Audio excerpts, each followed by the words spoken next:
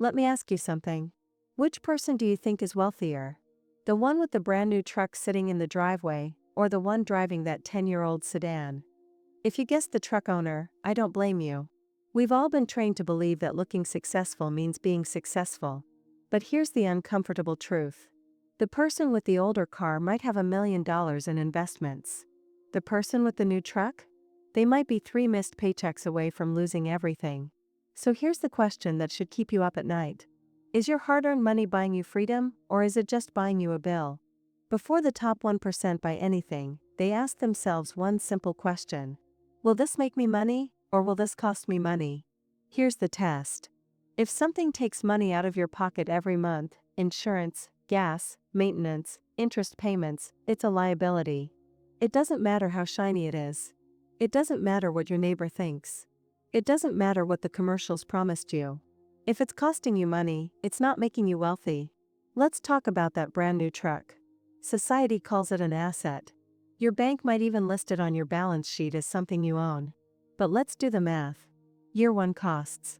Monthly payment, $1,200 times 12 equals $14,400. Full coverage insurance, $2,400.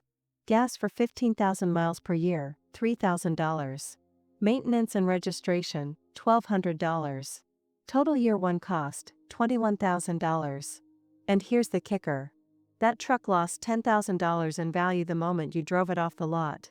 So in your first year, you spent $21,000 and your asset is now worth $60,000.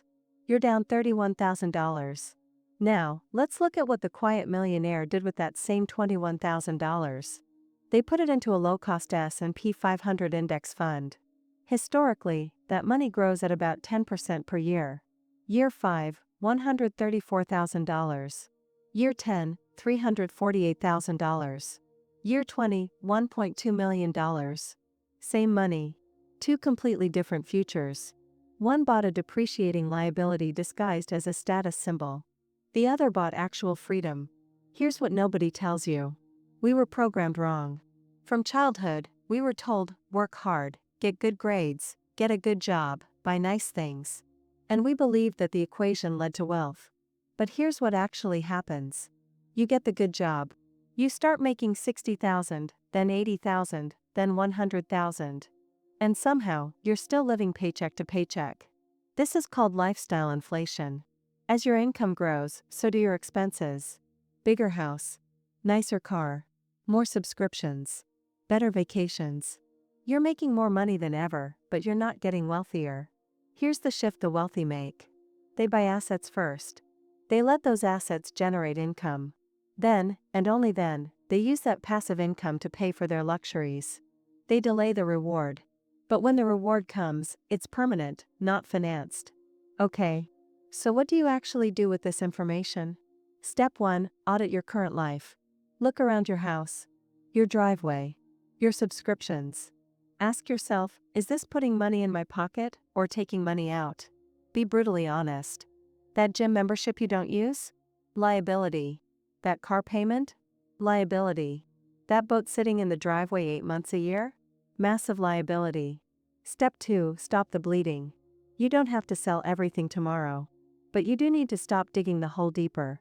Freeze lifestyle inflation right now. Got a raise? Don't upgrade your life. Upgrade your investments. Step 3, think in decades, not paychecks. The wealthy don't think, what can I afford this month? They think, where will this decision put me in 5 years? In 10? Let me show you 2 paths over 10 years. Path A, liability focused. Year 1, new truck, looks successful. Year 5, still making payments, the truck is worth half. Year 10, sold truck at a loss, started over, net worth $50,000. Path B, asset focused. Year 1, kept old car, invested the difference. Year 5, portfolio growing, still driving the same car. Year 10, portfolio worth $250,000, now buys dream truck with cash. Same income. Radically different outcomes. Step 4, buy 1 asset this month. You don't need to be perfect. You need to start. Open a brokerage account. Buy 1 share of a low-cost index fund. It might be $50. It might be $500. It doesn't matter. What matters is you're beginning to train your brain to think like an owner, not a consumer. Look, getting to the top 10%, even the top 1%, doesn't require genius level IQ. It doesn't require a trust fund or a lucky break. It requires a different lens.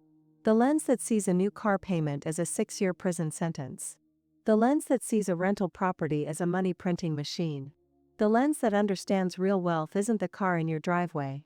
Real wealth is the freedom to decide how you spend your Tuesday morning. It's waking up and realizing you don't have to go to work, you choose to. It's knowing that if your boss disrespects you, you can walk away without fear. It's being able to say yes to the people and experiences that matter, without checking your bank account first. That's what assets buy you. Not status. Not likes on social media. Freedom. And it all starts with one simple question. Will this make me money, or cost me money? Your move. If this changed how you see money, hit like so more people hear this message. Subscribe to Simple Money Systems for simple, calm strategies that actually build wealth. And comment below, what's one liability you're rethinking after watching this?